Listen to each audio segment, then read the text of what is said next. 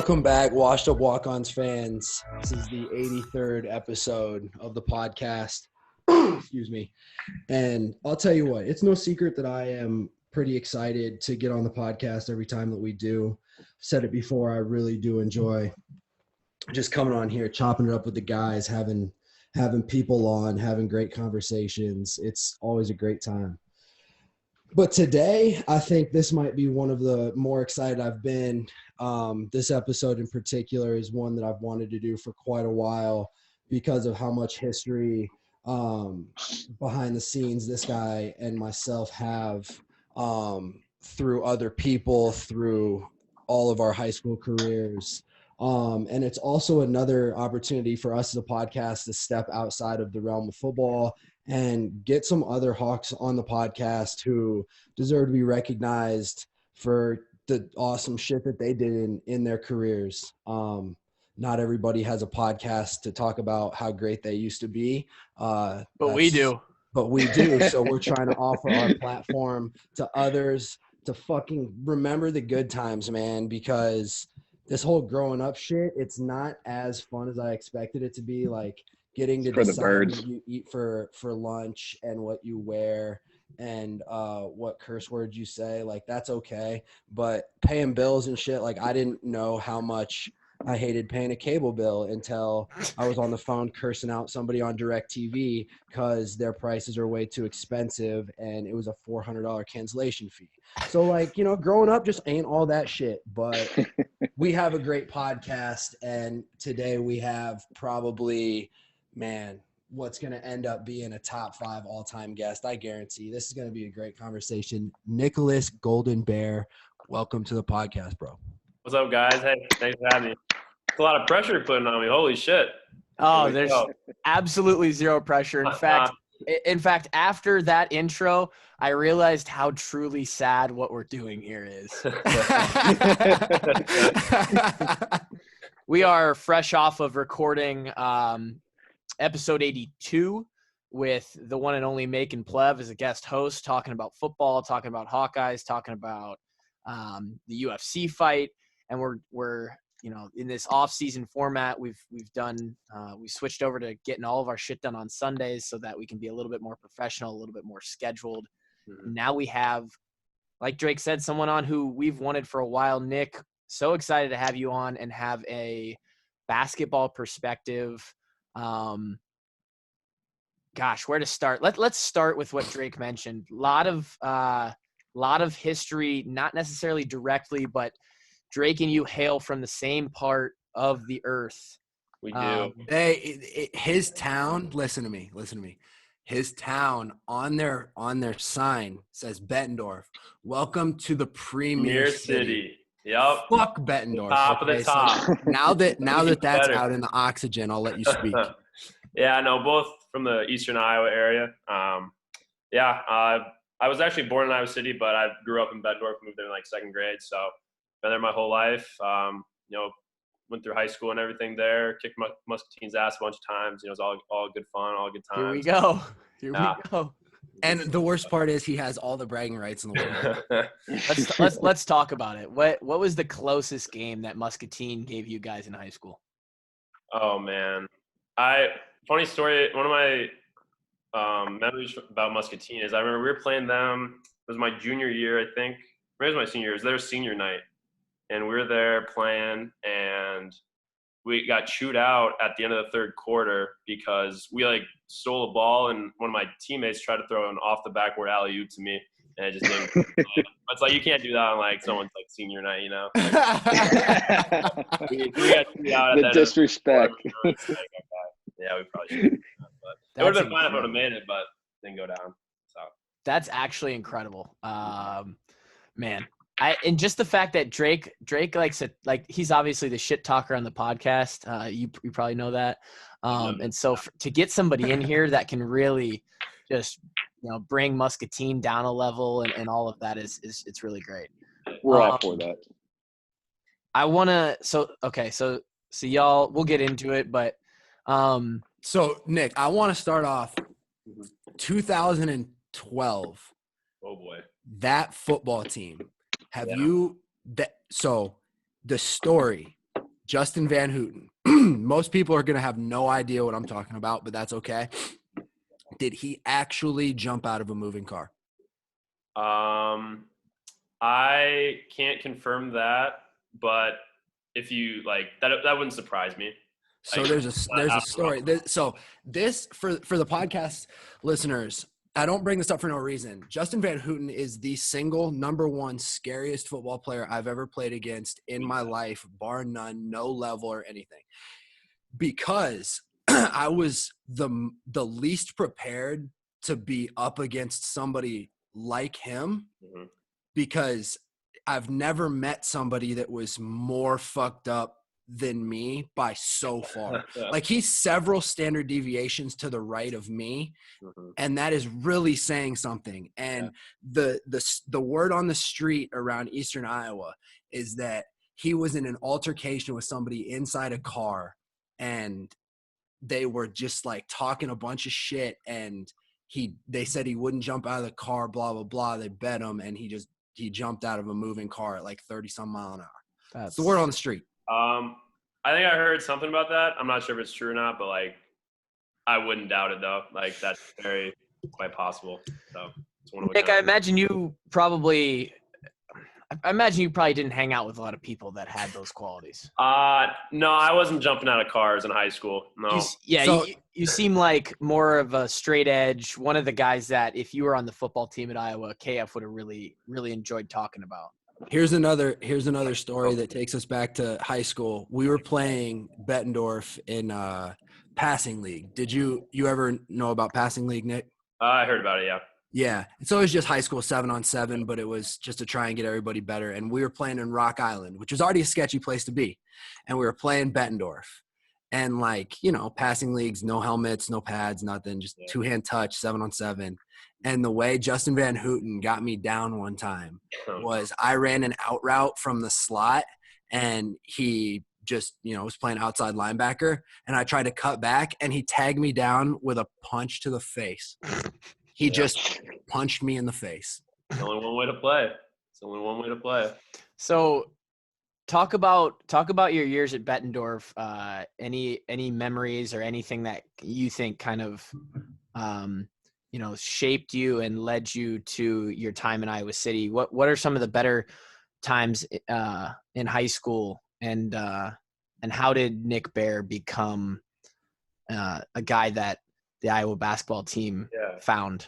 Yeah, I think a lot of the reason I am who I am today is from like the Bettendorf culture that we had. And I think what was really unique was I got a chance to play with like all like the people in my grade. We were all like pretty much playing with each other from like third grade on. So we had like really good chemistry together. But I think I remember my junior year, we went 25-1. We lost in the state title game to Iowa City West, and like those guys are really good. And I remember come back the next year and just like thinking, okay, like, this is it. Like, we got pretty much like everybody back. We lost a couple seniors, but I just remember like the standard to like play at Bettendorf was always like to play as hard as you can every possession you can. I think that's something that I definitely carried with me at Iowa, and I think like that was just like the expectation, and I think that's something that has always like stuck with me, and it comes like second nature now. Like at the pro level, it's like it's just your habit,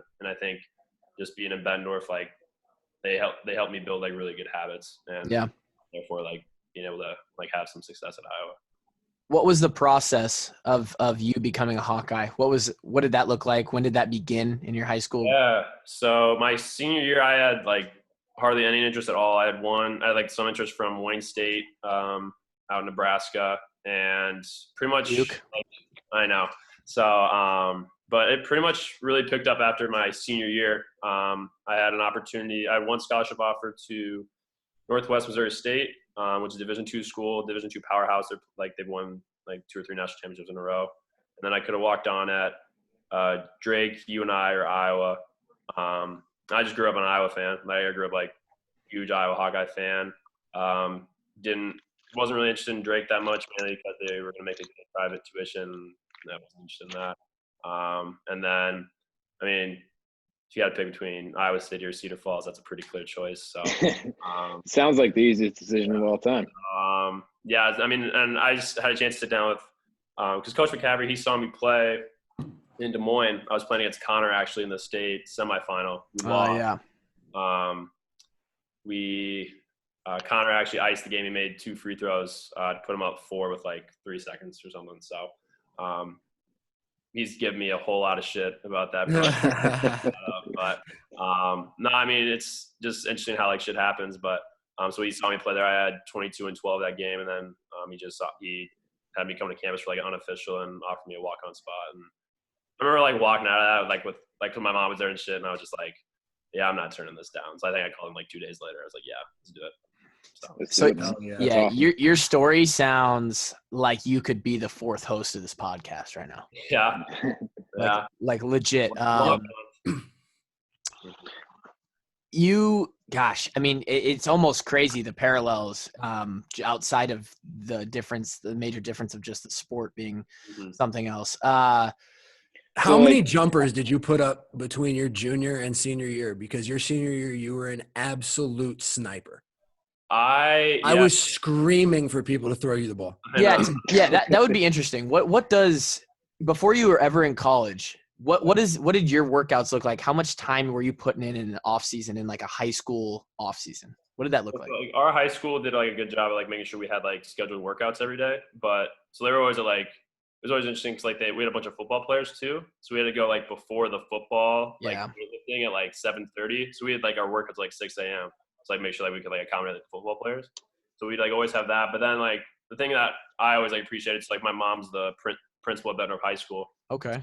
Keys to the school. So like pretty much when like if anybody's like as long as like no one's using it for like volleyball or anything like that, I could pretty much like just take the keys and like go absolutely up I wanted. So yeah, I think I utilized that quite a bit, and that was always helpful. And I think just like being able to find gym space that way, but yeah, I think just getting up like a lot of shots and like especially like in college, my junior year I didn't shoot it that great, and I knew I wanted to finish it off well. And I think like something that Iowa does really well is, and like you guys see it now, like I think they're ranked like 1st or 3rd in like offensive efficiency this season, is because of guys who can like do all skills, like dribble, pass, can do it all. So I think Iowa does a really nice job of like developing your skills, and I think that's something that really helped me is just like spending a lot of time in the gym and just getting a lot of shots up.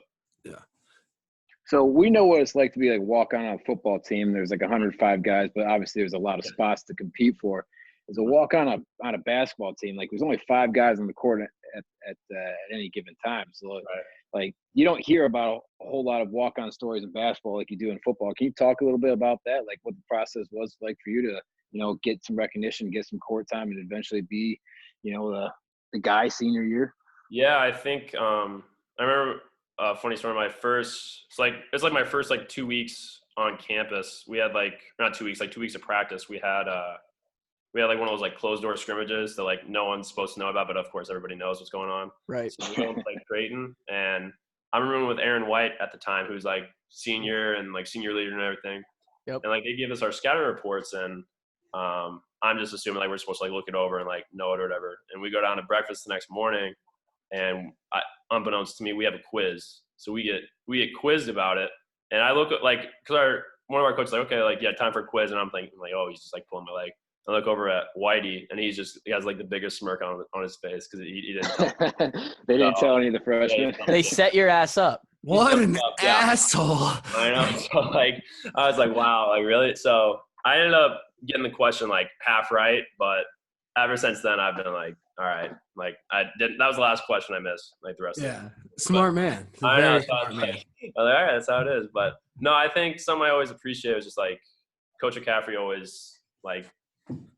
He gives you like what you earn, like based off merit, not necessarily based off like what like how many stars like you had like coming out of high school. Like it's based on like how can you perform, like how can you help the team, and like there's only 5 guys on the court, so like if you can extend your value even further, like that's gonna help you. And I think that's something I always appreciated. But I think like the early walk-on days were, I mean, the first year, my first redshirt year was kind of fun. It's like I wasn't playing, but I was on scout team, so like I was pretty much like being like the opposing players every day, and you pretty much have free reign. You can like do almost no wrong. Like you can Yep. do like get the shot. I do kind of. You're aggressive and you miss. It's like okay, that's what he's going to do type of thing. So Dude, I think that I was do. fun in that. Yeah. But I think my old Yeah, went on scholarship, and I definitely achieved that. Yeah. I do definitely miss that about being on scout team, man. You could literally just do whatever you wanted. And Whatever the hell you want, as long as you're giving some effort, they really didn't Mm-hmm. care. Yep. That reminds me of B. Ross. Because when you're on scout team on the football team, your goal is to basically get noticed by fucking up as many starters as you can, and you're gonna get in trouble, but you're gonna get noticed. Yeah. Fine line. Yeah. So that's funny. You were the 6th man of the year. Mm-hmm. Yeah. Talk about that. Talk about that mindset. You mentioned I shot out a text. You might have saw tweets if you checked your phone. I tagged you in a tweet. And I asked, what would you ask if you had one question, what would you ask Nick Baer? One of them was, what was it like being the 6th man of the year, and talk about that. And then also, what was it like playing all the time 100% gassed because of the effort you gave? And I think those two things go hand in hand.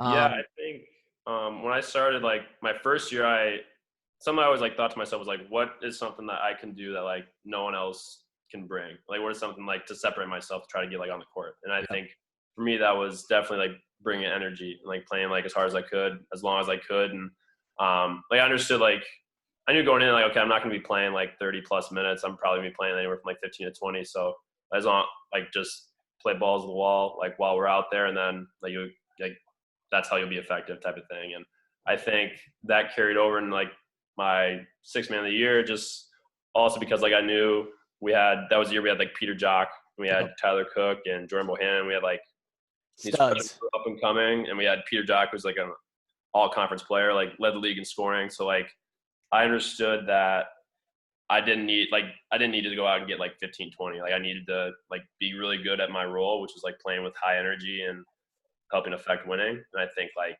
I took a lot of pride in that. And I think that's getting an insane amount of rebounds for a not tall white guy. I know. Yeah. I mean, that's what happens when you Making the other not tall white guys really damn proud. Yeah. Go to the boards every time, good shit will happen, man. So, but yeah, no, I always like took pride in that. And I was kind of like surprised by like at the end of the year that I got that award, but I had something I'm like very proud about, and always keep it with me. Yeah. Good stuff.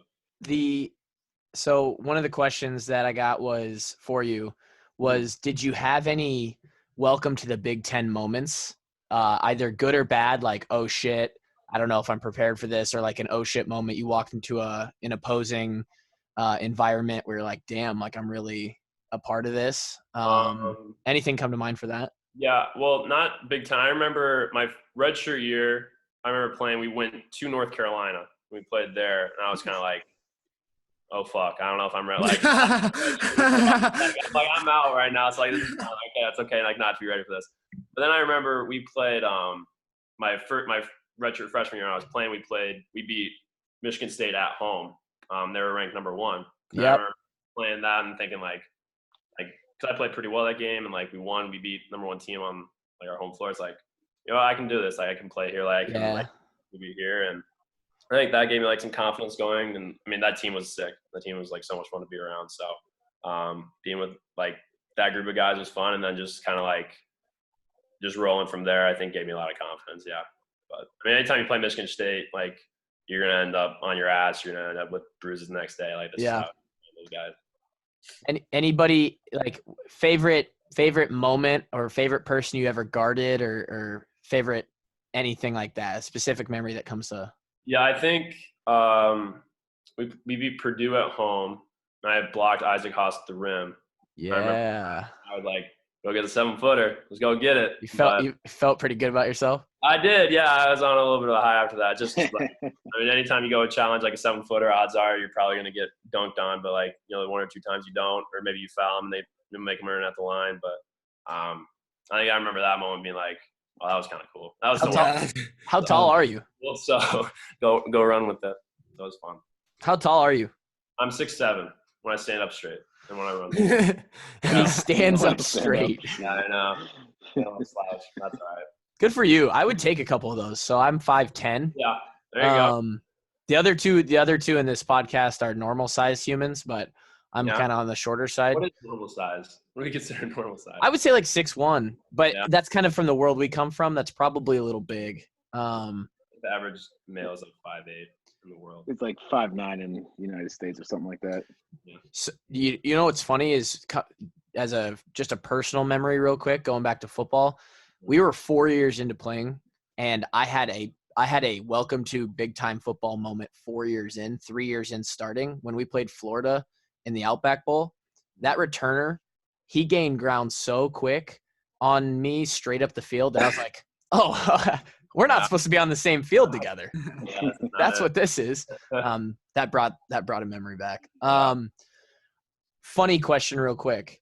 We got a couple Harry Potter questions on Twitter. Excellent. Always love those. So which I guess maybe it's different. Which movie / book is your favorite of the 7? Yes, those are two different questions. So my favorite book Okay. is Harry Potter and the Half-Blood Prince. I say that's my favorite just because like sets up like for the last one, like a lot of I like that one. Favorite movie is Harry Potter Goblet of Fire for sure. The Triwizard Tournament, that is dope with like the dragons and the thing. And You're right, dude. The Triwizard Tournament was epic. And Voldemort comes back and it's like, all right, let's go. Man. Oh, we could talk Harry Potter for days, but the fans don't want to listen to that. No. I want to hear about you got to play with so many incredible people, right? A lot of the stuff that happens for us, it's all about the people and the memories that you make and the friendships that you create, and people that are still playing. You played with a few that are just real, almost like icons. They're Iowa icons. Bohannon being one of them. Yeah. Garza is turning into an absolute machine. Let's just start with your thoughts on the team this year, and then we'll talk a little bit about some of your favorite memories from the guys that are still playing. Yeah, I mean, it's been a lot of fun. Like, because I wasn't sure how I was gonna feel like watching these guys, and it's like, I mean, it's just like so much fun. Like the first game was a little weird, but then after that, it's like, okay, let's roll. But they're playing really well right now. I think like Luka Garza is playing at an All-American level. Like that's phenomenal, and I think like that's not necessarily surprising to people in the program. I think it's pretty surprising to people outside of the program who like haven't seen how hard he's been working. I think something that doesn't get enough credit is Coach McCaffrey's doing a hell of a job like coaching these guys. Absolutely. Especially like when you consider how many injuries and like setbacks they've had. Oh my God, it's ridiculous. Like, never run on the mill type of thing. So they've been doing really well, and I think like if they keep this up, like they'll definitely be like playing in March. And I think that's the ultimate goal for every like Iowa team is to continue to play like deep into March. And I think like it's just like so fun to watch. Like kind of like now, like not as a fan obviously because I know what's like, going on, but just like seeing like how fast they play, like how like skilled they are, and I think they're playing really well, like connected together, and it's just a lot of fun to watch. You ever have a weird moment where you feel like you're on the bench and you know like coach is about to look down and be like, "Yo, Nick, get in the game," or no, I just know like the sets they're running. Like I'll see like them like line up like a certain formation, like oh like here's what we're running. Here we go. About to go back in, or like oh here we go here type of thing. So that's always fun though, but. I was pretty impressed last night because I had a chance to watch them play against Michigan. Yep. That crowd was loud, man. That crowd was loud. Yeah, in the middle of a blizzard too, dude. Yeah, exactly. So I think that makes like a huge difference too, because like Carver can get really loud, especially like those weekend games. Like I think that can be like really special, and I think that definitely does play like a big part in like the outcome of games. Absolutely. How does Let's talk some Joe Wieskamp. Okay. Let's talk some Muscatine pride, Joe Wieskamp. I need to hear some Joe Wieskamp talk from you. It would be such music to my ears. That dude is as cool as the other side of the pillow. I mean, he's just like very even keel, like doesn't get too high, doesn't get too low. I think he's a pro. I'm not sure if it's going to be this year or next year, but I mean, I think at the end of the day, he's going to be playing at the highest level there is. Absolute sniper. Yeah, I mean, like you can't leave him type of thing, and he's I mean, like his form is so pure that like it just like even if like he's like in a little bit of a slump at some point, like you know like it's not sustainable just by like how he shoots the ball. So I'm really looking forward to like watching him because I think they're gonna have to lean on him a lot like the rest of this year, especially with Jordan out. So I think that's gonna be really important. But yeah, I mean he was like a lot. I only played with him for 1 year, but I feel like he committed like really early, like almost like before I even got there. So it's like I feel like I've like known him, like I've seen him like every fall, like coming like football games, like visits and stuff. So yeah, I've never met a bigger gym rat. Like he is the pinnacle of gym rat to me. Yeah, and I mean I remember like his first like few days like on campus, like in the summer, like he was just like going into shooting, he's like already in there. Like how do you even have a key yet? Like you shouldn't even like have like access like in here yet, and you're somehow in. I feel like Wieskamp is that kid who, at least in high school, similar to Drake, how you like weren't a fan of Nick, that dumb like masculine, I'm the athlete at one school, you're the athlete at the other school. I feel like Wieskamp is that guy who is just like every other good player on every other team hated him because he was so good, and because it's just like he doesn't do anything wrong. No, I mean, especially like in high school, he was getting like triple team, like crazy, and still dropping 30 every game. I remember he dropped 50 on Bettendorf. I remember that. We were in Penn State, like getting ready to play our game the next day, and like I checking through Twitter, I see Matt Koss tweeting about how like Joe Wieskamp's lighting us up. So that doesn't surprise me at all. Yeah. Listen, like I know that everybody in this podcast right now was popular in high school, and like we had, the people of the city were fans of us, and that's that and the other. I have never seen high school popularity like I saw with Joe Wieskamp, dude. No, yeah. I went back to see games. I was in the upper rows because the whole place was packed. They sold out. The kid couldn't get off the floor because he had so many autographs to sign. I mean, the line didn't end. It was like, on Bruce Almighty when he's typing the emails back to everybody's prayers and he gets through like 1 million of them, but he's got 11 million more to go. Yeah. That's literally how Joe Wieskamp's autograph line was in high school. Joe was on his Harrison Barnes shit because that's how on his shit. Yeah, cameras everywhere. This guy was the man. Yeah. The thing is though, it's like that was like completely well deserved too. Like it wasn't like a bunch of bullshit. Like that's like he was like living up to the hype and everything. Yep. Yeah. Last year, Jordan Bohannon intentionally missed the free throw 2 years ago to keep Chris Street's record alive. Mm-hmm. Talk about Jordan. I think he's obviously a huge focus of the social media Iowa community. He's a little bit polarizing. If there's anyone on the team that is.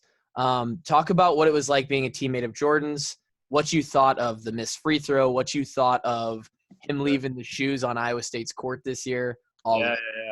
He, so I remember like playing against him in high school. I remember like, cause like we had like scout reports and I remember playing with like, oh, this guy's like kind of full of himself, or this guy's kind of like, type of shit. But, then like I got to college and I was like, obviously like he committed and I started like playing with him and like playing against him, like I hated him, like in high school, but like he's one of those guys like you love having on your team though. Like you love playing with him. He's like you kind of mentioned, he's not afraid to let his opinions known. Like, he's really outspoken, which is like very much something he likes to do, and I think he's good at. So I think what's special about him is like really like end of game type stuff, because like when end of game, like everyone's nerves like get like ramped up a little bit, but like when you watch him and like you look at him, like he calms down. Like everyone else is all like hyped up, jacked up, but he's like, it almost like makes him like calmer, like cooler. And I think that's what makes him special, especially like, I mean, you've seen like the late game heroics he's had like all last year and will have again next year. So is he the most ice water teammate you've ever had? Not even close. Not even close, right? He is just, he's onions, bro. No, I mean, I remember because like our game against Wisconsin his freshman year, he hit that 3 to like win it, and I was like, we got a killer. We have a killer. So you want the ball in his hands at the end of games, and I mean, odds are it's going to be a great decision, whatever he decides to do. So I'm like so torn because I wish he was playing for this team right now so badly. But I'm so excited that once this year's over, we still get to watch him. Right. I mean, lethal for another year. Like, I don't want to like too far ahead, but like, you think about like next year's team, like you got like full squad. Like pretty much, I would assume like most people are coming back. I mean, maybe like Luka and Joe might have some decisions at like the end of the year, but I mean, if, like those guys come back, a healthy Jordan, like CJ Frederick, who's playing out of his mind right now. Sniper. Really well.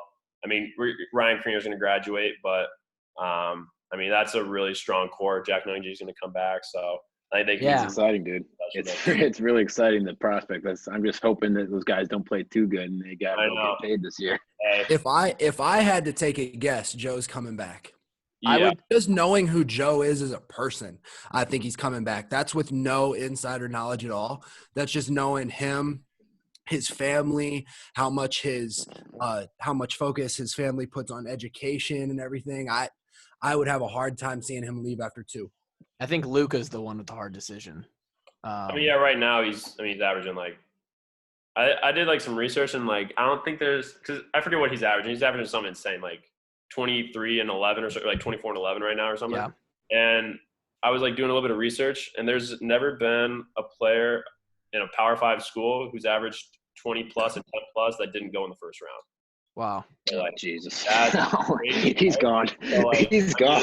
If that's an opportunity there, like obviously if he's going to get drafted in the first How round. high in the first round? Because basketball kind of does it weird where the tier system. Weird. Yeah, so like the first, I mean, if you're like lottery pick, like that's a little like different, but yeah, I'm not sure like the exact. I just know like the first round, you're like guaranteed contracts. So like that's awesome. Money. So I mean, that's some crazy stuff, but I mean, if he does come back next year, like that'd be amazing. But if he has an opportunity for both him or Joe, if they have opportunity to make life-changing money, then Got to let the peacock. That's what we always say on this podcast, man. Let the peacock fly. Yeah. Which is so funny. His dad is awesome on Twitter, and Nick is awesome. You mentioned Kreiner. What a savage he is, right? Yeah. Talk about him. Like, what did you have a good relationship with him? And yeah, absolutely, I love him. Yeah, he's a different cat. He's very like comfortable in his own skin. Like he knows what he does. I think he's obviously like high energy, like on the court. But I mean, he's been like, I think his development's been really impressive like these last few years. How he's like with his skill set, like how he's like mentally approached the game. That's been really impressive, and I think it's really showing out like his senior year here. Like he had a huge night last night against Michigan. Like turned the tide, probably hit the biggest shot of the game to put us up 4 with like minute 30 or 2 minutes to go. So couldn't be happier for him. I think he's gonna like continue to be like a really important role like throughout the rest of the season. Absolutely. Great offensive rebounder. That's what I love Ryan Creener for. Yeah. He gets rebounds that he probably shouldn't get, and it was kind of the Nick Baer special. Yeah, he's he always got. I mean, he's got great hands too, like around the rim, and he's always gonna be ready for like offensive rebounds. Make sure the opportunity. Kevin, I think Nick and Creener, I think they're both like honorary Savage backs.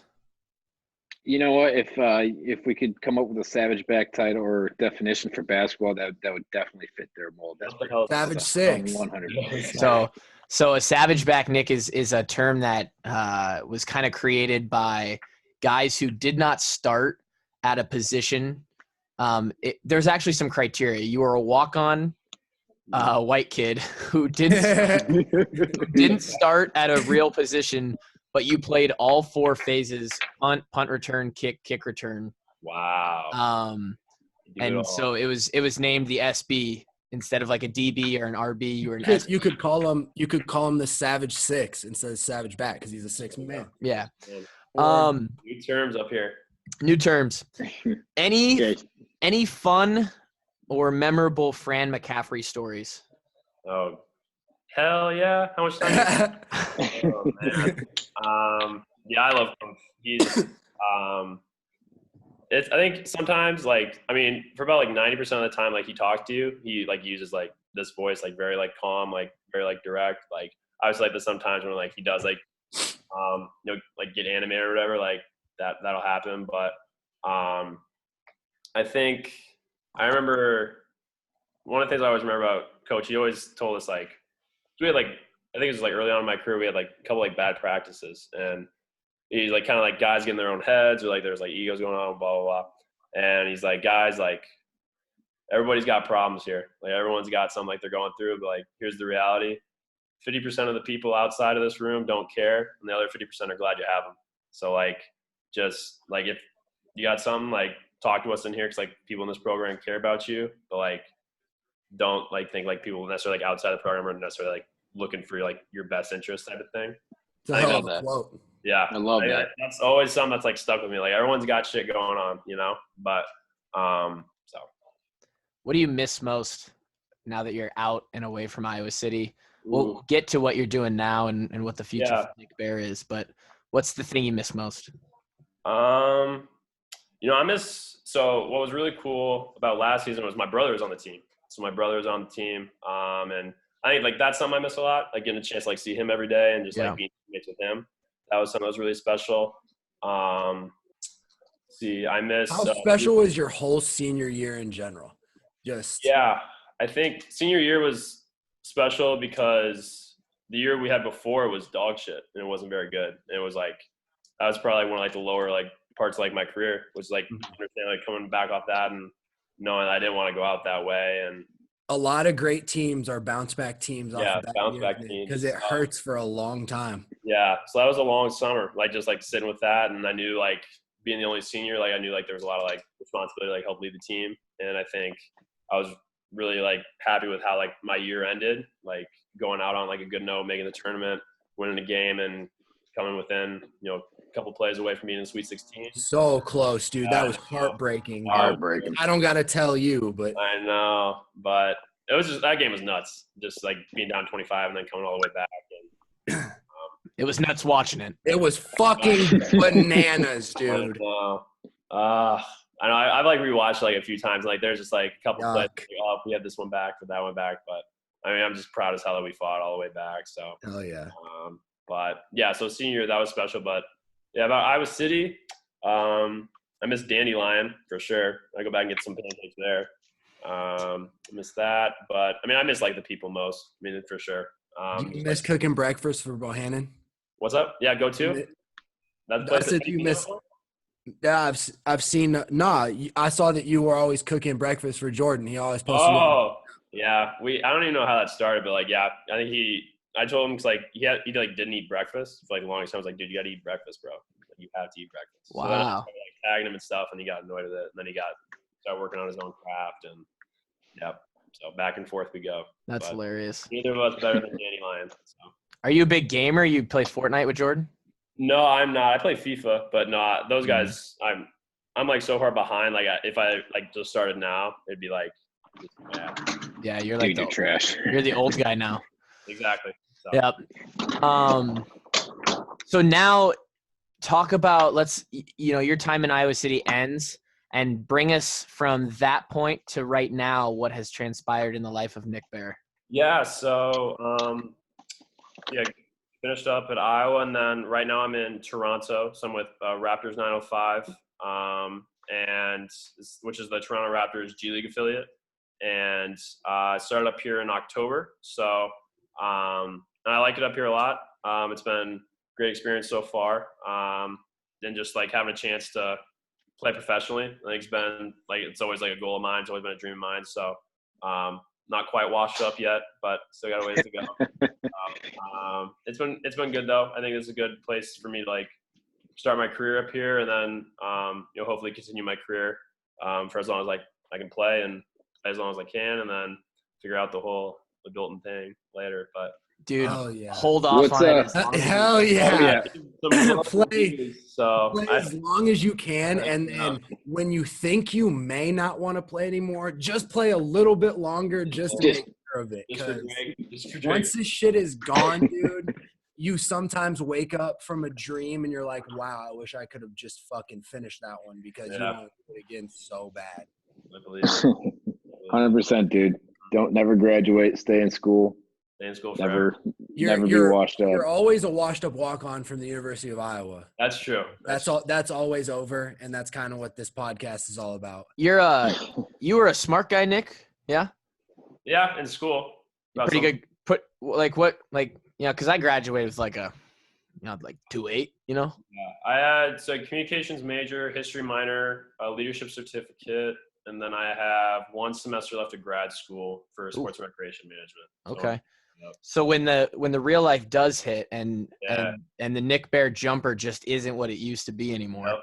what are there any? Yeah. What's life after basketball for you? You think about going into coaching? You think about something else? Or you have no idea? So I had a chance to during one of my summers, I had a chance to intern at the University of Iowa Foundation. So I had a chance to work with like athletics development, athletics fundraising. I actually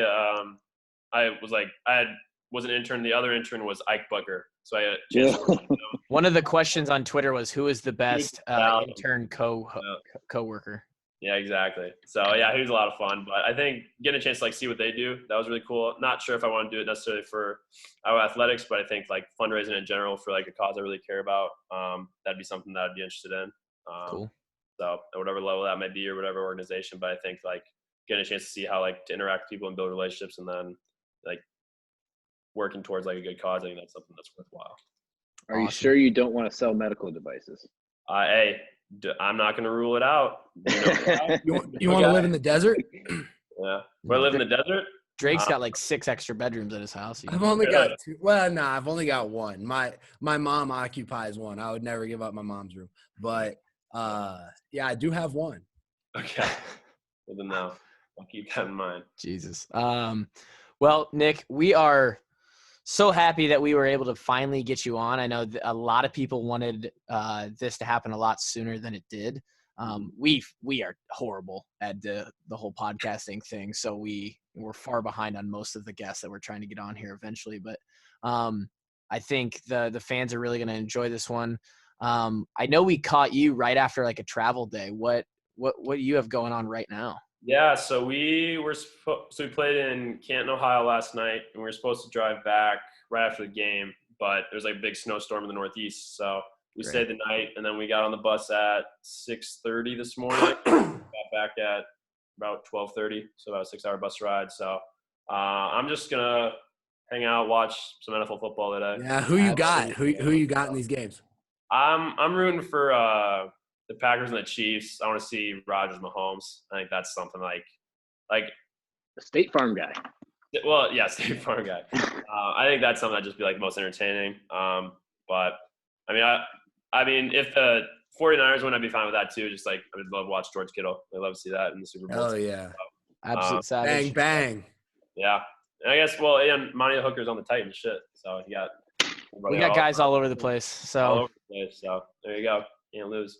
Well, Nick, I had to think. So hold up. I had to think about what Nick just said there because he said Amani Hooker, but on my end it sounded like my hooker, and so he's like my hooker's on the Titans. One of the cheerleaders. Yeah. Yeah, great. That's how most of these end. We just fuck it up at the end. And a great podcast, and Drake just ruins it at the end. It's just you got the wash up Walkons treatment 101. Yeah. Thanks for having me, guys. I appreciate it. Absolutely, and you can come back anytime. Maybe have you back when we get closer to March. And we got a March Madness episode with the Hawks in the tournament would be dope. Yep. That'd be incredible. So thank you for joining us again. And can we get a Hawks by a million? Hawks by a million, baby. Yes, let's go. That's it. All Everybody, have a great day. Peace.